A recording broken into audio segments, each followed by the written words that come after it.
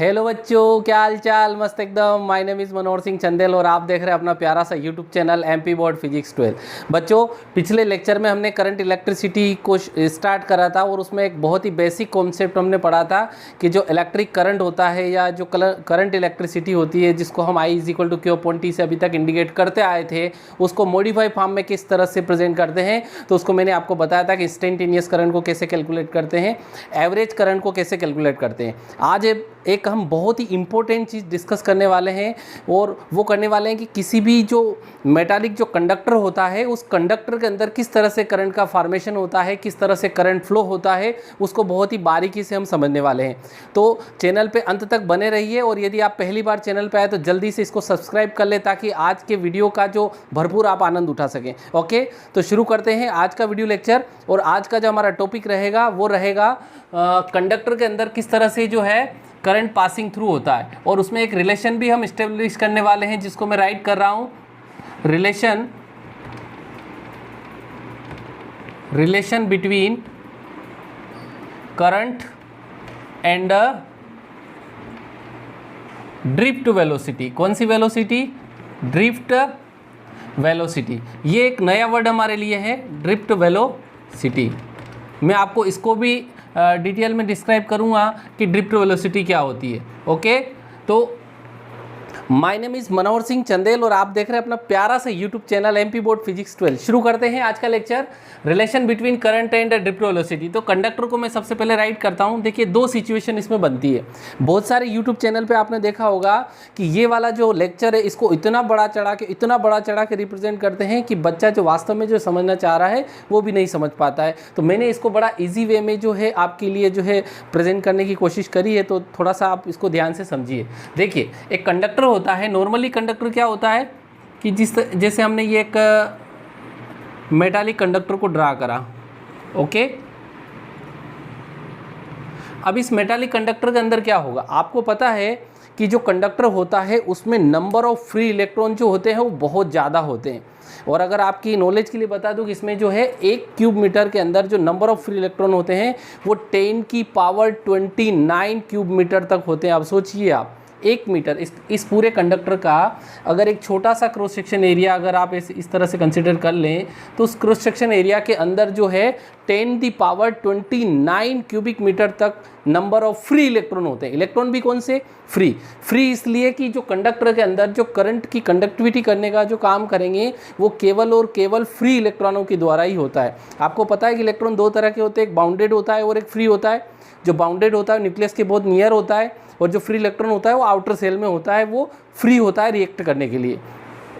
तो ये जो कंडक्टर अपन ने बनाया, अब आप इसमें देखिए कि इस कंडक्टर में क्या होगा कि बहुत सारे जितने नंबर ऑफ फ्री इलेक्ट्रॉन है उतने पॉजिट्रॉन भी होंगे। ये इसमें पॉजिट्रॉन है, पॉजिट्रॉन। Okay, positron. अब इसमें ये जो इलेक्ट्रॉन है, सपोज यहाँ पे इलेक्ट्रॉन जो है ये u1 वेलोसिटी से मूव कर रहा है, यहाँ पे इलेक्ट्रॉन जो है ये इस तरह से u2 वेलोसिटी से मूव कर रहा है, यहाँ पे इलेक्ट्रॉन जो है इस तरह से जो है u3 वेलोसिटी से, इस तरह से यहाँ पे जो है इलेक्ट्रॉन रेंडमली इस तरह से जो है रेंडमली ये मूव करते रहते हैं। अब इसमें क्या होता है कि जो फ्री इलेक्ट्रॉन होता है वो मूव करने के लिए फ्री होता है, बट जो पॉजिट्रॉन होता है वो मेटालिक कंडक्टर के अंदर फिक्स्ड होता है, अपनी पोजीशन को फिक्स्ड करके रखता है। अब इसमें ये जो इलेक्ट्रॉन का रेंडमली मोशन हो रहा है, अगर मैं नॉर्मल टेम्परेचर पे बात करूं कि ये केवल एक कंडक्टर है जिसको मैंने किसी भी बैटरी वगैरह से कनेक्ट नहीं करा है, कोई भी एक्सटर्नल इलेक्ट्रिक फील्ड मैंने इसके ऊपर अप्लाई नहीं करा है, तो ऐसी कंडीशन में जो क्या होगा कि इसके अंदर इनसाइड ए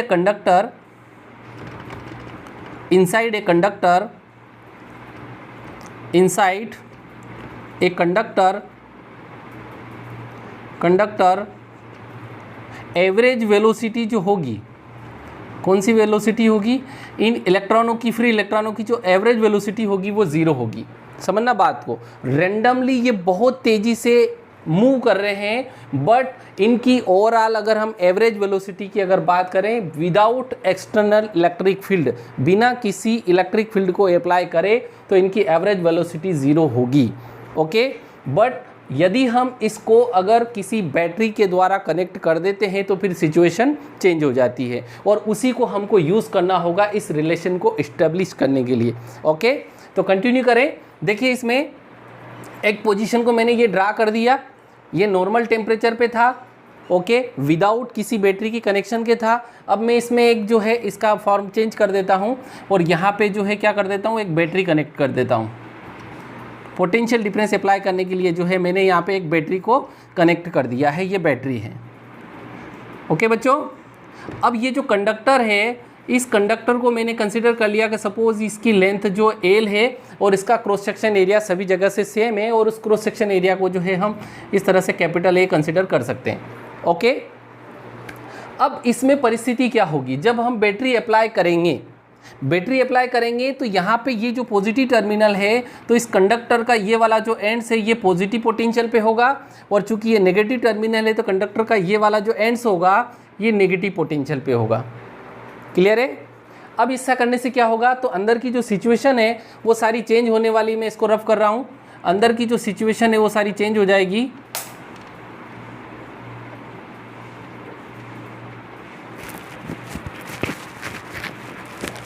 ओके, अंदर की सिचुएशन को चेंज कर रहा हूँ मैं माइक चेक कर रहा हूँ, डिस्टर्ब मत होना, माइक चेक कर रहा था कि माइक काम कर रहा है कि नहीं कर रहा है। ओके, अब देखिए आप यहाँ पे क्या होगा कि जब हमने पोटेंशियल डिफरेंस अप्लाई कर दिया है तो इसके अंदर एक इलेक्ट्रिक फील्ड बनेगा पॉजिटिव पोटेंशियल से नेगेटिव पोटेंशियल की ओर, और उस इलेक्ट्रिक फील्ड की जो डायरेक्शन होगी वो इस तरह की होगी। क्लियर? अब इसमें क्या चीज़ होने वाली है, इलेक्ट्रॉन के ऊपर बाद में आऊँगा, पहले मैं इलेक्ट्रिक फील्ड के बारे में बता रहा हूँ। अब इलेक्ट्रिक फील्ड जो है पॉजिटिव से नेगेटिव की ओर बनेगी। अब इसमें आप देखिए अंदर क्या कहानी होने वाली है। यहाँ पर जो हमारे सपोज जो फ्री इलेक्ट्रॉन पड़ा है, फ्री इलेक्ट्रॉन जो यहाँ पे बैठा हुआ है, तो ये फ्री इलेक्ट्रॉन जो है इस इलेक्ट्रिक फील्ड के अंदर एक फोर्स को फील करेगा। हमने जब इलेक्ट्रोस्टैटिक पढ़ा था तो वहाँ पे इलेक्ट्रिक फील्ड का फॉर्मूला पढ़ा था, E = F/Q0। तो वहाँ से जो फोर्स हमको मिलेगा वो F = Q0E या चार्ज इंटू इलेक्ट्रिक फील्ड होगा। यानी कि जो इस इलेक्ट्रॉन के ऊपर जो फोर्स लगने वाला है वो फोर्स लगने वाला है F = QE। अब ये फोर्स क्या करेगा, ये फोर्स इस इलेक्ट्रॉन को तेजी से मूव कराएगा। ओके, और ये इलेक्ट्रॉन क्या होगा, एक्सेलरेट होगा। बट कहानी ये होने वाली है बच्चों इसमें कि इसमें जो नंबर ऑफ फ्री इलेक्ट्रॉन है वो बहुत ज़्यादा है।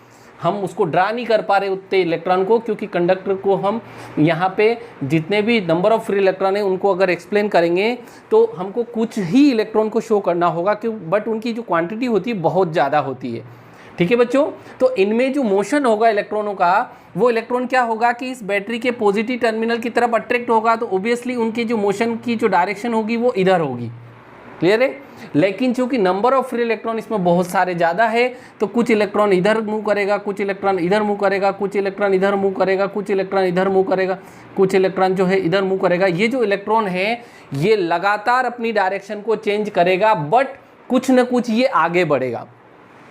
ये जो पूरी प्रोसेस इसके अंदर हो रही है ये बहुत फास्ट हो रही है, वो लेकिन हमको जो यहाँ पे ये जो डिस्प्लेसमेंट इसका दिखाई देगा वो बहुत स्लो दिखाई देगा, क्योंकि इसके अंदर कोलिजन हो रहा है बच्चों।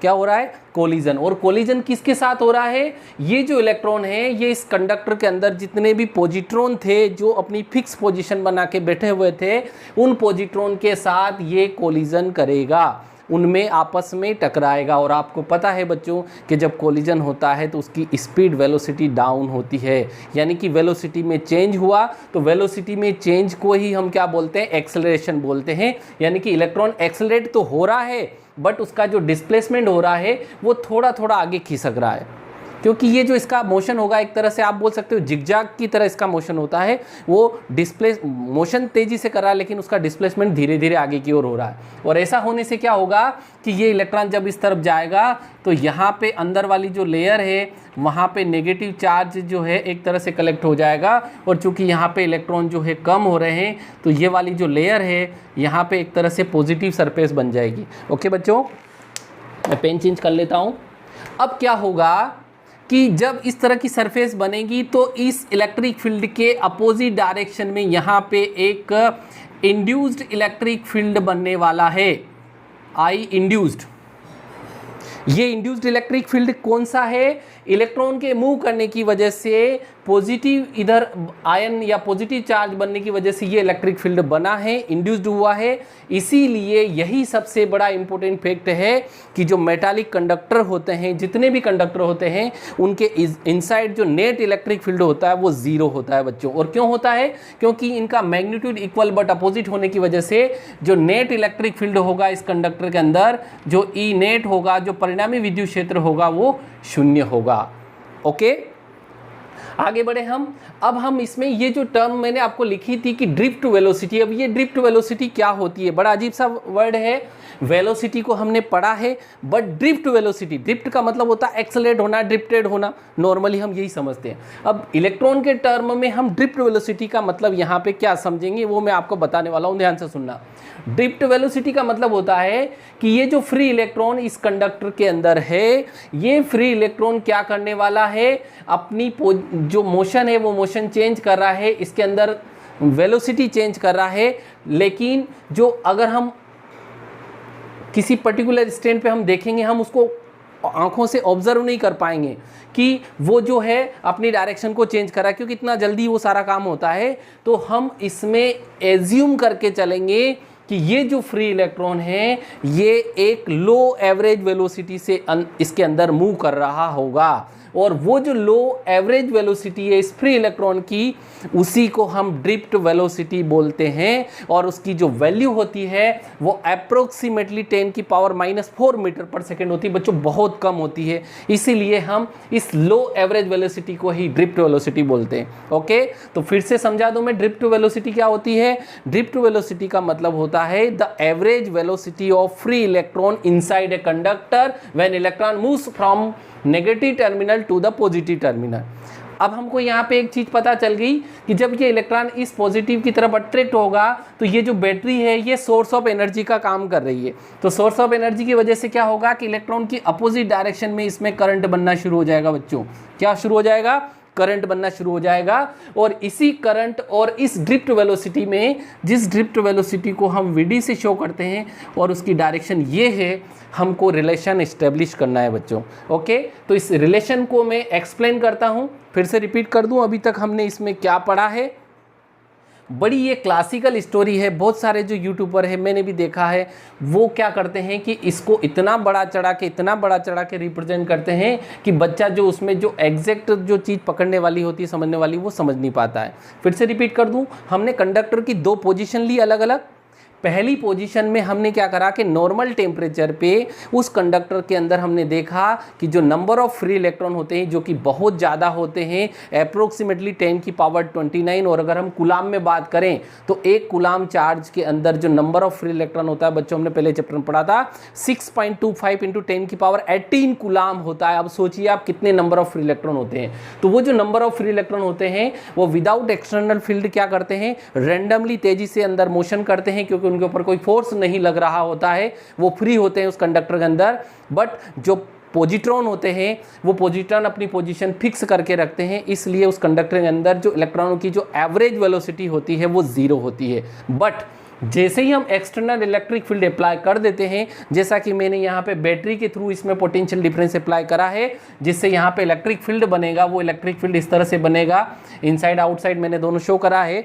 तो उस इलेक्ट्रिक फील्ड की वजह से क्या होगा कि इलेक्ट्रॉन एक फोर्स को फील करेगा, उस फोर्स का फार्मूला F=q ही होता है। बट इसमें नंबर ऑफ इलेक्ट्रॉन बहुत ज़्यादा होते हैं, तो वो जिगजॉग की तरह जो है उसमें मोशन करते हैं, वेलोसिटी उनकी चेंज होती है, एक्सलेट होते हैं, और इस तरह से उनकी जो एवरेज वेलोसिटी हो जाती है कोलिजन के कारण, सक्सेसिव कोलिजन के कारण, उस एवरेज वेलोसिटी या लो एवरेज वेलोसिटी को ही हम ड्रिफ्ट वेलोसिटी बोलते हैं। तो अगर आपसे एग्जाम में पूछा जाए कि what is the drift velocity of free electron, तो आप बोलोगे the average velocity of free electron inside a conductor is called drift velocity and it is denoted by Vd। Clear है? तो ड्रिफ्ट वेलोसिटी का कांसेप्ट आपके दिमाग में clear हो गया होगा इस डायग्राम से। अब मैंने ऊपर क्वेश्चन राइट कर रखा है जो कि मोस्ट इंपॉर्टेंट क्वेश्चन है, कई बार पूछा जाता है कि establish relation between current and drift velocity. Current और ड्रिफ्ट वेलोसिटी में क्या रिलेशन है, तो उसके लिए हमको वापस इसी डायग्राम को लेना होता है। इस डायग्राम की थ्योरी हम उसमें लिखते हैं, क्या लिखते हैं कि हमने एक कंडक्टर लिया है जिसकी लेंथ L है, उसका क्रॉस सेक्शन एरिया A है, और उस कंडक्टर को जो है हमने पोटेंशियल डिफरेंस अप्लाई करने के लिए एक बैटरी से कनेक्ट करा हुआ है। और इस बैटरी से जैसे ही हम उसको कनेक्ट करते हैं तो हम जो इसमें जो करंट पास होता है इलेक्ट्रॉन की अपोजिट डायरेक्शन में, उस करंट को लेके शुरू करते हैं। जो करंट का फार्मूला अभी तक हमने पढ़ा था कि I इज इक्वल टू जो होता है वो Q अपॉन T होता है। बच्चों मैं रिलेशन इस्टेब्लिश करने वाला हूँ, बस रियलाइज करना कि रिलेशन आने ही वाला है। तो जो करंट है वो Q अपॉन T होता है। अब आपको पता है कि कंडक्टर के अंदर जो टोटल चार्ज होता है, हमने पहले चैप्टर में पढ़ा था, वो क्वांटाइज्ड होता है और उस चार्ज की जो वैल्यू होती है वो Q बराबर NE होती है। ओके, तो मैं यहाँ लिख देता हूँ, बट इसको क्वेश्चन फर्स्ट दे देता हूँ, but total charge Q is equal to जो होता है वो NE होता है बच्चों। ये E क्या है बच्चों? तो E जो है वो चार्ज ऑफ फ्री इलेक्ट्रॉन है।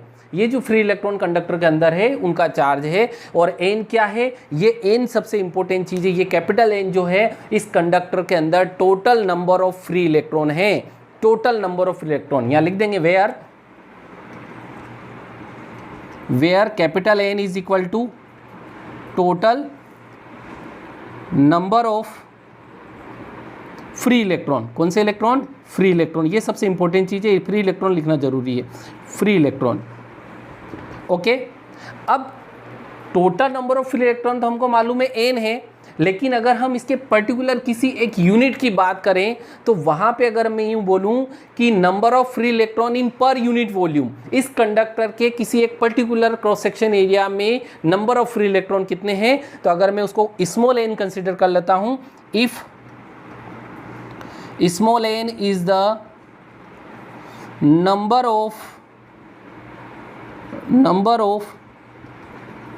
free electron in per unit volume।